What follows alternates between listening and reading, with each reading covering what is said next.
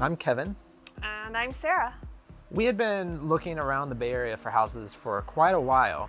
Went into an open house, and Kim was one of the realtors in the open house, showing people around. And really, from the moment we started talking to her, realized that this person has a lot of drive, a lot of energy, and is someone that really is going to look out for her clients. And we just knew we were going to work with her right away. We chose to work with Kim because when we met her at the open house, she proved that she was really data-backed and understood the macroeconomic environment really well. And that was super important to us, being analytical and data-driven people.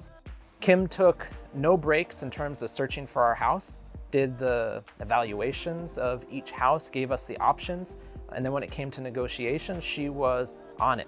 We really enjoyed working with Kim. She not only works hard for us, but she also plays hard. And we also look forward to building a relationship and friendship with Kim as well.